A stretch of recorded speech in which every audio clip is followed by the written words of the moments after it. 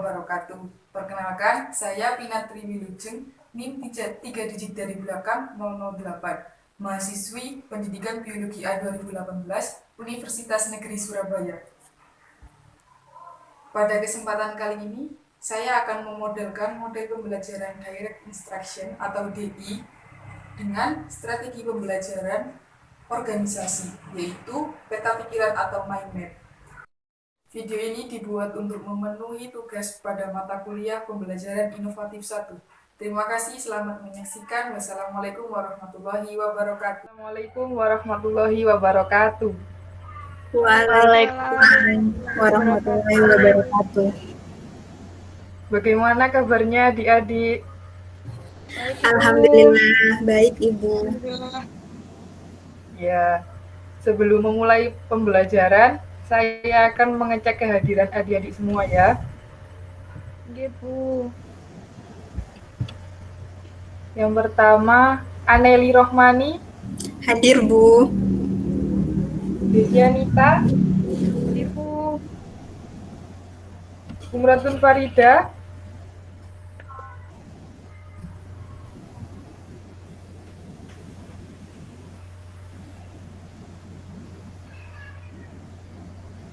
Umratun Farida. Hadir. Ya, hadir semua ya.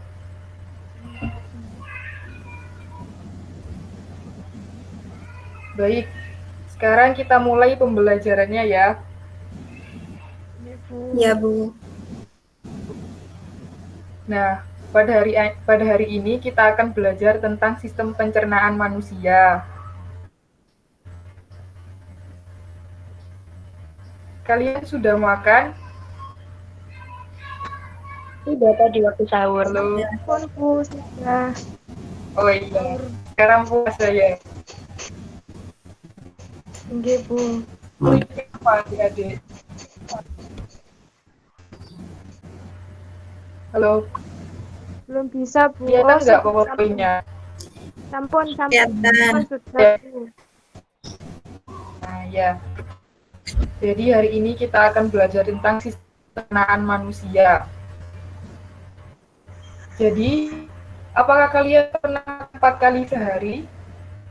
Aku ya, yang pernah makan 4 kali sehari. Tidak, Bu. 3 kali sehari saya, Bu. 3 kali. Dan yang 4 kali. Nggih, Bu. 3 kali. Kalau ada yang yang Pernah gak sih kalian mikir setelah makanan di samping kalian makan, ada ayam geprek, nasi goreng, dan lain-lain sebagainya, apakah bentuknya masih sama setelah kalian makan? Nah, es campur, nasi goreng, bakso mercon, ayam geprek, nanti akan dimasukkan ke dalam mulut kalian. Kemudian, kemanakah lagi makanan-makanan tersebut? Kalian tahu nggak? Nah, jadi selama 3 bulan ke depan bersama saya, kalian akan tahu kemanakah makanan tersebut setelah kalian makan. Oke, sekarang saya akan merefresh atau mengingatkan kalian kembali tentang materi minggu lalu, yaitu tentang proses pencernaan yang dibagi menjadi 2 mekanisme dan juga alat-alat pencernaan. Nah, proses pencernaan makanan itu meliputi 2 tahap, yaitu yang pertama mekanisme, yang kedua kimiawi. Nah, pencernaan secara mekanisme itu terjadi ketika mengunyah makanan hingga halus di dalam mulut. Proses perubahan molekul makanan yang besar kemudian menjadi kecil. Nah, itu disebut sebagai proses pencernaan secara mekanis atau mekanik. Kemudian ada proses pencernaan kimiawi ya. Pencernaan kimiawi itu terjadi di dalam usus, yaitu makanan akan dipecah menjadi molekul-molekul yang lebih sederhana dan dengan enzim-enzim pencernaan yang ada di dalam usus halus. Ya, kemudian selanjutnya topik yang kedua yang kita bahas minggu lalu yaitu alat-alat pencernaan. Alat-alat pencernaan itu dibagi menjadi 2, ada saluran pencernaan dan juga ada kelenjar pencernaan. Saluran pencernaan yang pertama yaitu mulut. Pada rongga mulut, makanan dicerna secara mekanis dan kimiawi. Mengapa begitu? Nah, kita lihat ya. Jadi alat-alat pencernaan pada mulut itu adalah gigi, lidah, dan kelenjar air ludah. Nah, lidah dan gigi ini berperan dalam proses pencernaan mekanik, yaitu proses perubahan bentuk makanan yang besar menjadi makanan yang kecil. Kemudian, ludah di sini berperan dalam proses pencernaan kimiawi, yaitu perubahan karbohidrat menjadi amilum yang dibantu dengan enzim amilase. Nah, jika kalian makan nasi, secara terus-menerus akan menjadi manis, bukan? Nah, itu adalah kerja dari enzim amilase. Kemudian, saluran pencernaan yang kedua yaitu ada kerongkongan. Nah, kerongkongan merupakan saluran panjangnya itu kurang lebih 25 cm, yang tipis banget sebagai jalan bolus dari mulut menuju ke lambung. Fungsi kerongkongan ini yaitu sebagai jalan bolus dari mulut menuju ke lambung. Kemudian saluran pencernaan yang ketiga yaitu ada lambung. Dari kerongkongan, yaitu saluran pencernaan yang kedua tadi, makanan masuk ke lambung. Nah, di dalam lambung, makanan dicerna secara kimiawi dengan bantuan enzim yang disebut pepsin. Nah, di dalam lambung ini terdapat asam klorida yang berfungsi untuk membunuh kuman atau penyakit yang ada di dalam lambung. Kemudian, makanan yang telah mengalami pencernaan akan bergerak sedikit demi sedikit menuju ke saluran pencernaan selanjutnya, yaitu usus halus. Nah, kemudian saluran pencernaan kemudian yaitu usus halus. Usus halus merupakan saluran yang berkelok-kelok dengan panjang sekitar 6-8 meter, lebar 25 mm dengan banyak lipatan. Nah, lipatan ini yang disebut villi atau jontot-jontot usus. Lah, apa fungsi dari villi ini? Villi ini berfungsi memperluas permukaan usus halus yang berpengaruh terhadap proses penyerapan makanan. Kemudian di usus halus terjadi proses pencernaan secara kimiawi dengan menggunakan getah usus halus, getah pankreas, dan juga getah empedu, dan juga enzim-enzim yang ada di usus halus tentunya.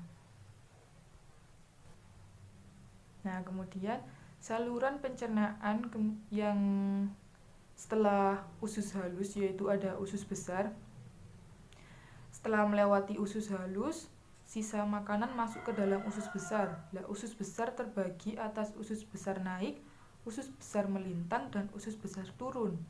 Di dalam usus besar, sisa makanan mengalami pembusukan yang dibantu dengan bakteri yang bernama Escherichia coli atau biasa disingkat dengan E. coli.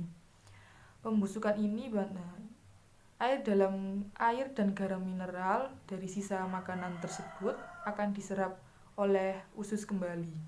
Setelah itu, sisa makanan dikeluarkan melalui anus dalam bentuk feses.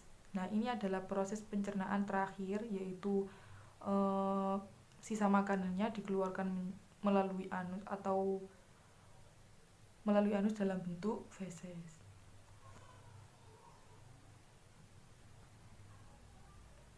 Nah, itu adalah sedikit refresh dari materi minggu lalu dari saya. Mudah-mudahan kalian ingat ya. Baru beberapa hari, masa sudah lupa. Jadi ini adalah alat-alat pencernaan yang ada di dalam tubuh kita. Menyebutkan ada rongga mulut, kerongkongan, lambung, usus besar, usus halus, dan lain-lain. Nah, makanan-makanan yang telah kalian makan tadi akan masuk ke dalam rongga mulut, kemudian ke kerongkongan, terus ke lambung, kemudian ke usus halus, ke usus besar, kemudian berakhir di anus. Nah, akan menampilkan cara belajar yang menarik, yaitu dengan membuat peta pikiran atau mind map. Kalian sudah pernah membuat mind map sebelumnya? Belum kan? Nah, saya akan menerangkan tata cara membuat mind map atau peta pikiran dengan software yang ada pada laptop kalian. Jadi kalian tidak perlu lagi mendownload atau menginstal lagi. Nah, aplikasi atau software tersebut yaitu Microsoft Word. Kalian pasti sudah punya semua. Nah, ini adalah contoh dari mind map. Di tengah-tengah ini adalah topik sentral atau topik materi yang akan kalian buat mind map.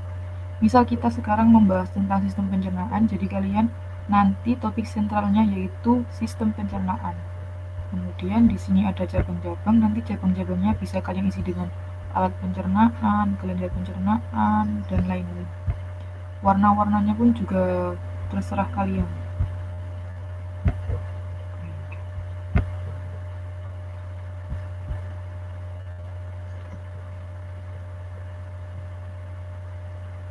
Nah, sekarang saya akan mendemonstrasikan tata cara membuat mind map di software Microsoft Word.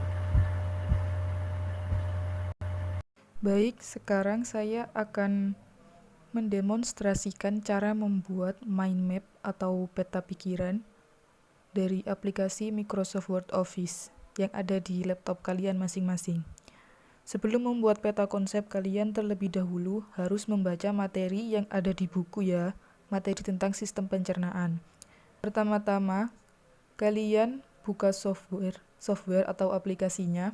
Kemudian, untuk membuat topik sentral, kalian klik Insert, kemudian klik text box. Nah, sudah terbentuk text box, kemudian kalian bisa mengisihkan kata-kata di dalam text box tersebut. Misal di sini saya akan menuliskan sistem pencernaan .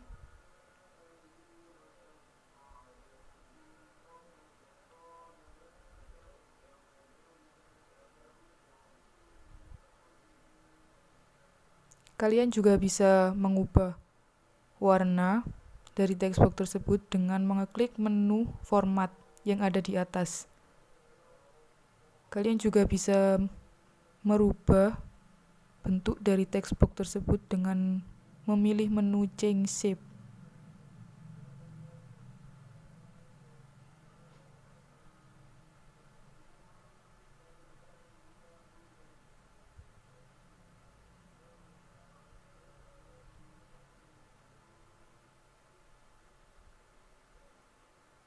Ya, diklik Change Shape, kemudian kalian pilih bentuk yang kalian inginkan.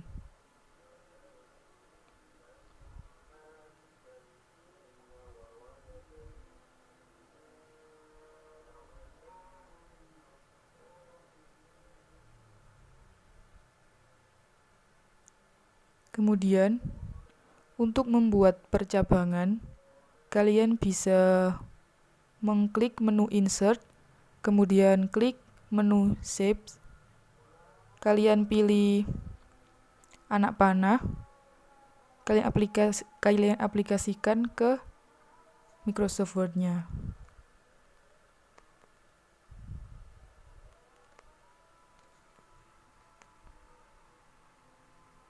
Bisa diubah-ubah ya anak panahnya.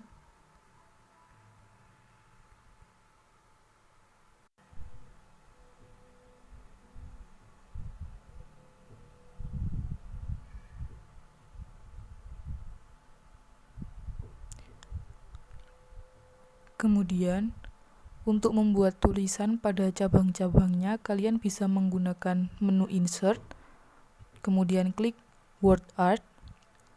Di Word Art nanti akan ada banyak model-model tulisan. Kalian bisa memilih model-model tulisan tersebut sesuai dengan keinginan kalian.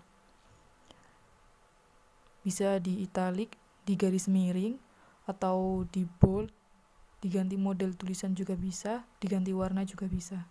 Pokoknya terserah kalian.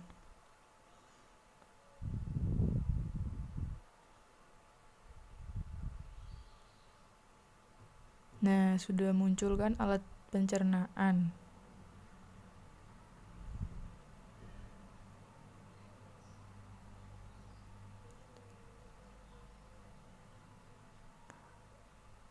Kalian bisa mengatur besar kecilnya huruf tersebut.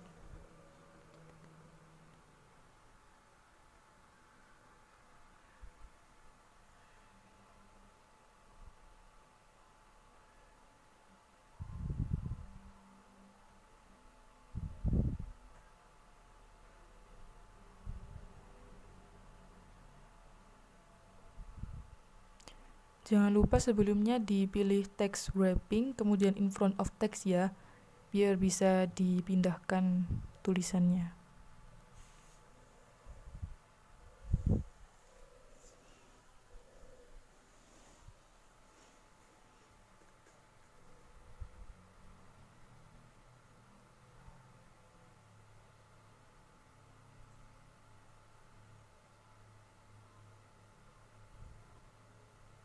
Kalian bisa mengubah warna dari huruf tersebut. Kalau ingin mengubah warnanya, bisa pilih shape outline, juga shape file. Shape fill. Kalian bisa memilih warna di situ sesuai dengan keinginan kalian. Untuk selanjutnya, jika ingin menambahkan gambar, kalian pilih menu insert, menu picture, kemudian kalian pilih gambar yang kalian inginkan, lalu klik open.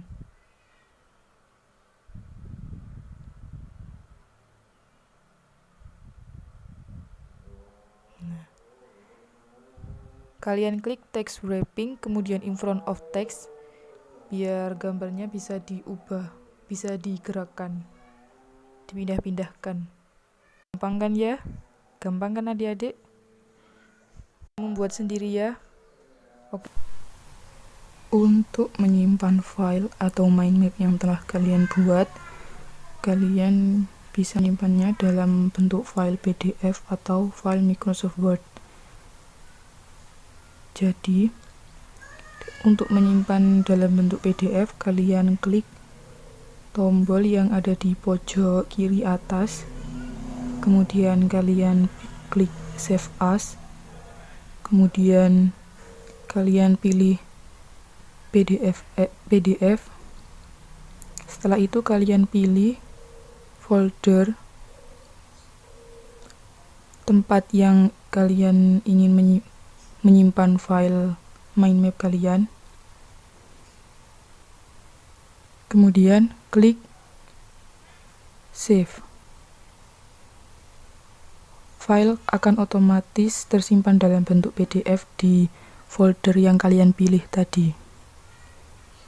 Kemudian untuk menyimpan dalam bentuk Word, kalian klik tombol di pojok kiri atas seperti pada PDF tadi.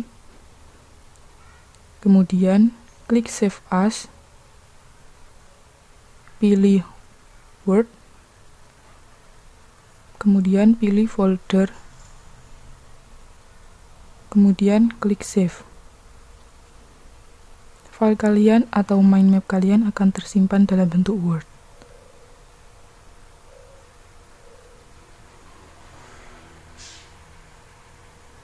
Untuk membuka file, kalian tinggal ke dokumen, kemudian kalian pilih folder tempat kalian menyimpan file mind map kalian, kemudian kalian buka.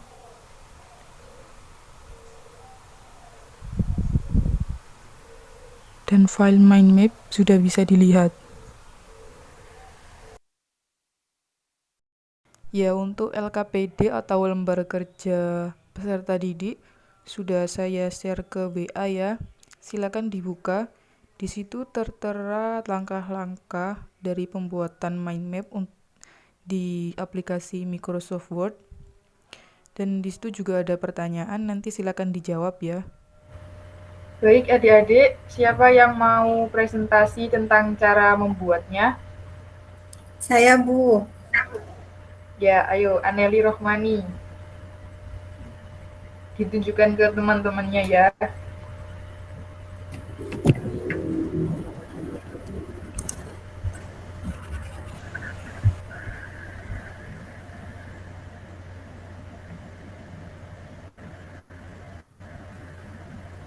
Ya, beginilah cara membuat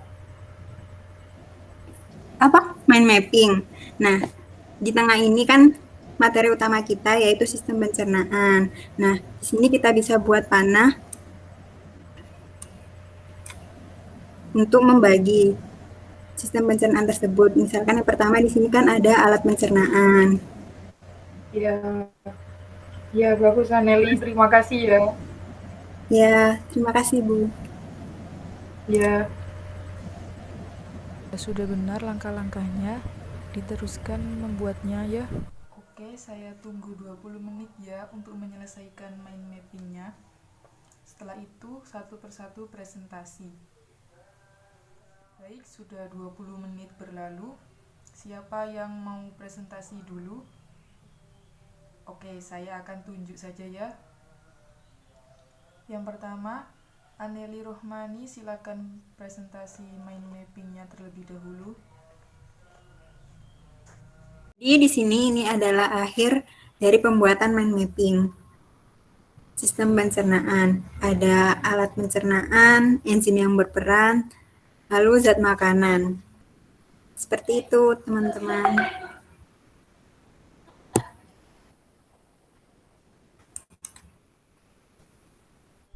Oke, selanjutnya Nia, silakan mempresentasikan hasil kerjanya. Perkenalkan, saya Nia. Saya akan mempresentasikan mind mapping tentang sistem pencernaan.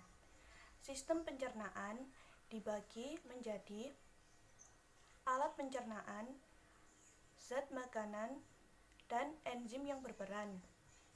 Alat pencernaan ada dua, yaitu saluran pencernaan dan kelenjar pencernaan. Saluran pencernaan terdiri dari mulut, kerongkongan, lambung, usus halus, usus besar, dan anus. Sedangkan kelenjar pencernaan terdiri dari kelenjar lambung, kelenjar pankreas, hati, dan kelenjar usus. Zat makanan terdiri dari karbohidrat, lemak, protein, vitamin, dan mineral, yang fungsinya sebagai sumber tenaga, cadangan makanan, sebagai pembangun tubuh, untuk mengatur tubuh, dan pelindung tubuh. Enzim yang berperan yaitu amilase, pepsin, renin, tripsin, lipase pankreas, amilase pankreas, karbohidrase pankreas, maltase, laktase, enterokinase, lipase, peptidase, dan sukrase. Sekian presentasi dari saya. Wassalamualaikum warahmatullahi wabarakatuh. Ya, Nia, terima kasih sudah mempresentasikan hasil kerjanya. Nia tadi terlambat masuk ke grup ya. Ya, nggak apa-apa. Jadi beberapa masukan dari saya, gambarnya sudah bagus, sudah ada gambarnya, tulisannya juga sudah jelas, tidak kontras dengan backgroundnya. Namun perlu saya tekankan sekali lagi bahwa peta pikiran atau mind map itu berbeda dengan peta konsep. Yang kamu buat itu tadi agak mirip dengan peta konsep ya. Jadi kalau mind map itu cabangnya itu ada penjelasan. Jadi misal sistem pencernaan itu tadi ada cabangnya. Cabangnya itu tadi ada penjelasan atau kata hubungnya seperti alat pencernaan gitu. Terus kelenjar pencernaan. Jadi tulisan alat pencernaan itu tadi merupakan penjelasan dari cabangnya. Ya, semuanya sudah bagus. Terima kasih Nia atas partisipasinya. Ya, selanjutnya Umrotun Farida terakhir. Silahkan mempresentasikan hasil dari kerjanya yang berupa mind map. Saya Umrotun Farida akan mempresentasikan hasil mind mapping dari materi sistem pencernaan. Sistem pencernaan pada mind mapping dibagi menjadi 3 subpokok materi, yaitu alat pencernaan, zat makanan, dan enzim yang berperan. Alat pencernaan dibagi menjadi 2, yaitu saluran pencernaan dan kelenjar pencernaan. Saluran pencernaan terdiri dari mulut, kerongkongan, lambung, usus halus, usus besar, dan anus. Kelenjar pencernaan terdiri dari kelenjar lambung, kelenjar pankreas, hati, dan kelenjar usus. Pada zat makanan terdiri dari karbohidrat, lemak, protein, vitamin, dan mineral. Fungsi dari zat makanan yaitu sebagai sumber tenaga, sebagai cadangan makanan, sebagai pembangun tubuh, sebagai pengatur tubuh, dan pelindung tubuh. Selanjutnya, yakni pada enzim yang berperan. Ada enzim betialin yang berperan pada saluran pencernaan mulut. Selanjutnya, enzim renin, enzim pepsin, dan enzim lipase yang berperan pada saluran pencernaan lambung. Selanjutnya, enzim yang berperan pada saluran pencernaan usus yaitu enzim heterogenase, enzim laktase, enzim erepsin, enzim maltase, enzim disakarase, enzim peptidase, dan enzim sukrose. Selanjutnya yang berperan pada saluran pencernaan kelenjar pankreas yaitu ada enzim trypsinogen dan enzim lipase. Sekian presentasi dari hasil mind mapping yang telah saya buat tentang materi sistem pencernaan. Terima kasih. Baik, terima kasih Umrotun Farida sudah mempresentasikan mind mappingnya. Bagus sekali Umrotun Farida. Namun ada beberapa yang perlu saya tekankan, seperti Nia tadi, bahwa peta pikiran atau mind map itu berbeda dengan peta konsep. Yang kamu buat tadi itu agak mirip dengan peta konsep seperti buatannya Nia. Jadi kalau peta pikiran atau mind map itu cabangnya itu ada penjelasan, ada kata hubung. Seperti misal kita topik sentralnya sistem pencernaan, kemudian cabangnya itu tadi kamu pengen membuat cabang alat pencernaan. Nah, cabangnya itu tadi diberi kata hubung alat pencernaan gitu. Kemudian warna tulisannya juga sudah jelas, tidak kontras dengan background, memudahkan pembaca untuk membaca mind map kamu. Kemudian sudah bagus bagian-bagian pada enzim, itu enzimnya sudah dikelompokkan menurut tempat-tempatnya. Jadi di mulut, di lambung sudah tertata dengan rapi ya, bagus sekali Nova. Namun belum ada gambar ya, bisa ditambahi gambarnya biar lebih menarik. Sama warna dari cabang-cabangnya mungkin bisa diberi warna yang macam-macam biar lebih menarik lagi. Oke, jadi hasil dari mind mapping kalian semuanya sudah baik, hanya perlu ada penambahan sedikit. Dan untuk pertanyaan-pertanyaan yang ada di LKM yang sudah saya share di WA group tadi, tolong diselesaikan, kemudian kirim ke WA saya beserta file mind map-nya dalam bentuk PDF.